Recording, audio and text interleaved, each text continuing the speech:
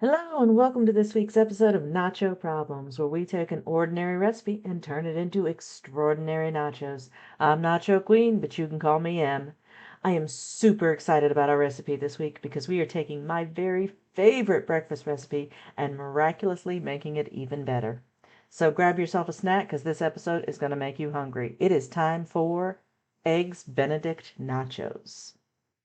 If you're not familiar with the dish, Eggs Benedict is a toasted English muffin topped with Canadian bacon, a poached egg, and then smothered in hollandaise sauce. It is the very epitome of happiness on a plate. Some of you asked for a list of ingredients after the last video, so for one plate of nachos this time, we're going to need 6 tablespoons of butter divided, 2 eggs, more if you're really bad at cracking eggs. One of the eggs will be separated. 2 teaspoons of lemon juice, 1 teaspoon Dijon mustard, 2 slices of Canadian bacon, and 1 English muffin. Step 1. The chips. We're going to turn our English muffins into our chips. Start by cutting your muffin into 2 halves, and now cut each half into fourths. Pop those onto your baking sheet. Next, melt 1 tablespoon of your butter and brush it on the top of your muffin wedges. Put them in the oven at 350 for about 10 minutes. They will come out super crispy and the perfect little chips. Seriously, you might want to make an extra batch just to munch on. Step 2. Toppings. Okay, we're actually going to make our toppings before the cheese this time because it will need all of your attention and should be served immediately. Our first topping for our nachos will be the poached egg. Now I'm going to show you 2 different methods of poaching eggs. There are more as well as variations on these methods, but I am begging you, please, please, please do not attempt to poach an egg in the microwave. This can be extremely dangerous. One of my very favorite YouTubers, Miss Ann Reardon, over at How to Cook That, has an awesome video on this, and I'll put a link at the end of this video for you to go check that out. Now on to our 2 safer methods. As you can see, I have this special egg poaching pan. We're going to call this method 1. If you don't have one, then a small skillet or saucepan will also work, and that will be method 2. I'll give instructions for both as we go. For both methods, add about an inch of water to your pan and put it on low to medium heat. You only want the occasional bubble to pop to the surface. For method 1, I'm going to grease my cups and place them into the pan. Now, I don't recommend cracking eggs directly into the pan for either method for 2 reasons. 1, because it involves getting your hands very close to either hot water or a hot pan, and 2, it just makes life difficult if you get a bit of shell in there. So I like to crack them into a cup first and then gently pour them into the water or the egg cup. As you see, I'm using 1 whole egg and also the egg white of the other, so nothing goes to waste. For method 1, pour each egg or white into a cup and cover to let them steam. Method 2, place your cup right at the water level and gently pour them in. Method 2 only really works with whole eggs, not just the egg white. Now let them sit for a minute and then gently spoon some hot water over the top of them. Both methods should cook in 5 to 7 minutes. Method 1, remove the cups and dump your eggs onto a plate. Method 2, gently lift them with a slotted spoon onto a paper towel lined plate. I generally prefer a softer yolk for Eggs Benedict, but as we will be dicing these up to sprinkle on top, a slightly firmer yolk actually works better.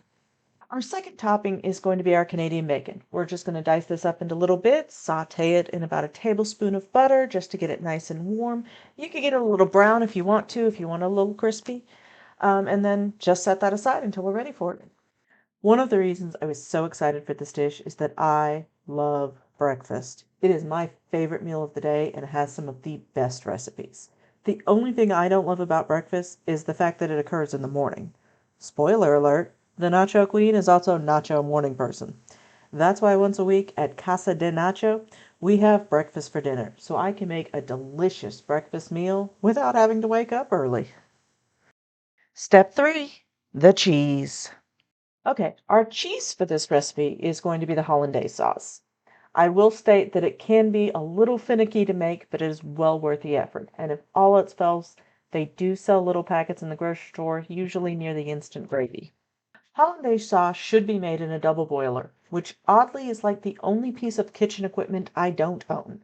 But I make do with one of my small sauce pots and my smallest stainless steel bowl. The trick is to make sure that the bottom of the bowl is not touching the water in the pot.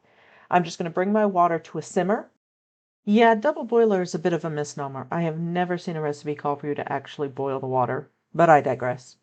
Bring the water to a simmer over medium-high heat while you mix the yolk of 1 egg, the lemon juice, and the Dijon mustard into the top of your double boiler. Give them a good whisk. Once your water is simmering, you need to adjust your heat to keep it at a simmer. Now put your 4 remaining tablespoons of butter in a microwave-safe cup and microwave it on full power for about 30 seconds or until it's fully melted and bubbly. Set it aside. Now place your bowl over the simmering water and start whisking. This is the hard part. You can't stop whisking. Whisk for a minute or so to heat up the sauce just a little. Now you need to pour your hot melted butter into the other ingredients in a slow but steady stream while you keep whisking. I usually find this part is much easier with an assistant, so may I present Denise, not to be confused with Denephew, who's one of my taste testers. Okay, keep the whisking up until your sauce comes together. It should be smooth and slightly thickened. Be careful not to overcook it or it will separate. If that happens, you can add in an additional egg yolk and whisk it back to life. Once you're happy with the sauce, remove it from the heat and keep whisking for another 30 seconds to 1 minute. Now set it aside. Take a deep breath. It's over, you survived, and it's totally worth it. I promise. Step 4. Let's eat. Okay, time to plate. Place your English muffin chips down first. And now you can decide whether you want to put your sauce down and then your toppings, or the other way around, or you could get really crazy and go sauce, toppings, then sauce, or toppings, sauce, then toppings. I decided to put my eggs down first, then cover all of that with that beautiful hollandaise sauce, and then put the Canadian bacon on top for a little color. Now I like my eggs Benedict just like this, but you can add a little salt, a little pepper, maybe even some cayenne if you're feeling spicy. Now just dig in. Oh my God, I have to say this turned out even better than I expected.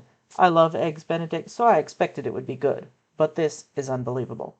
I think the biggest difference is that I don't generally toast my English muffins this much, but I'm going to start to because this crunch is to die for. So that's all for this week's episode. I hope you enjoyed it. If you did, please consider sharing it with a friend. And if you missed our first episode, you should go check that out now. Now I've got to get ready for my mother to come stay for a few days, but luckily that is not your problem. Thanks for watching.